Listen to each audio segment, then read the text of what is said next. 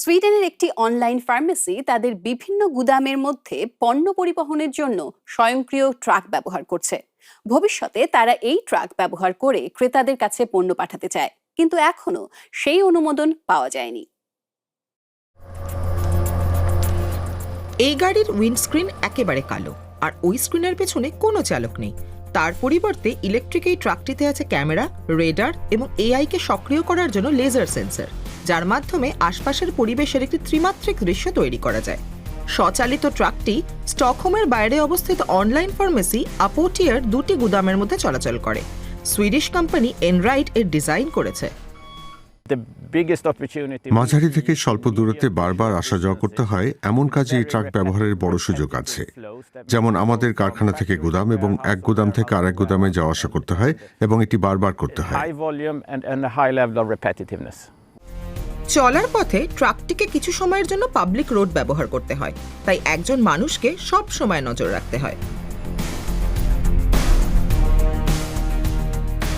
সেই কাজটি করা হয় 500 কিলোমিটার দূরে গোথেনবার্গে। সেখানে এনরাইট কোম্পানির নিয়ন্ত্রণ কেন্দ্র অবস্থিত।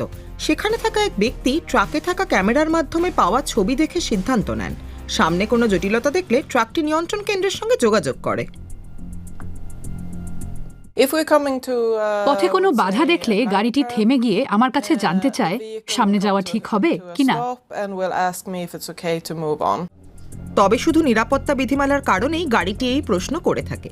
এটি আসলে মানুষের নিয়ন্ত্রণ ও সহায়তা ছাড়াই চলতে সক্ষম, জানালেন এনরাইডের অটোনোমাস অপারেশনস বিভাগের প্রধান। প্রযুক্তির দিক বিবেচনা করলে এটি করার কোনো দরকার নেই, কারণ গাড়িটি পুরোপুরি স্বয়ংক্রিয়ভাবে চলতে পারে।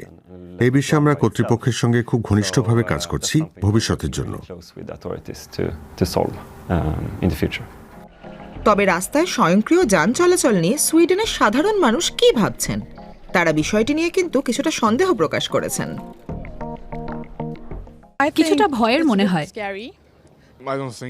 আমার মনে হয় এটি এখনো পুরোপুরি নিরাপদ নয়। হয়তো ভবিষ্যতে যখন প্রযুক্তির আরো বিকাশ ঘটবে তখন আমার আস্থাও বাড়বে।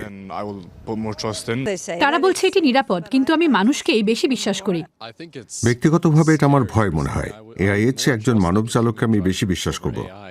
এটি যদি পাবলিক রোডে হয় আমি হয়তো ভয় পাবো না, কিন্তু ভেবে দেখুন এটি কি সত্যিই ভালো। অনলাইন ফার্মেসিটি 2024 সালে স্বয়ংক্রিয় ট্রাক ব্যবহার শুরু করে। তারা শুধু গুদাম থেকে গুদামে নয়, এই ট্রাক দিয়ে সরাসরি ক্রেতার কাছে পণ্য পাঠাতে চায়, কিন্তু সেই অনুমোদন এখনো পাওয়া যায়নি। এটি সস্তা, আরো দক্ষ। এগুলো ইলেকট্রিক।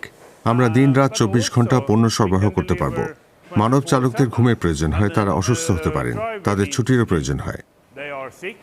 কিন্তু স্বয়ংক্রিয় ট্রাক হলে এসবের দরকার থাকবে না। স্বয়ংক্রিয় ট্রাকগুলো একটি বৃহত্তর অটোমেশন প্রক্রিয়ার অংশ। বর্তমানে রোবট এবং অন্যান্য মেশিন দিয়ে কোম্পানির লজিস্টিক্স বিভাগের প্রায় 85% কাজ করা হচ্ছে। এভাবে প্রতিদিন প্রায় 1 লাখ পার্সেল প্রস্তুত করা হয়। দক্ষিণ সুইডেনের একটি নতুন গুদাম ইতিমধ্যেই সম্পূর্ণ স্বয়ংক্রিয় হয়ে উঠেছে।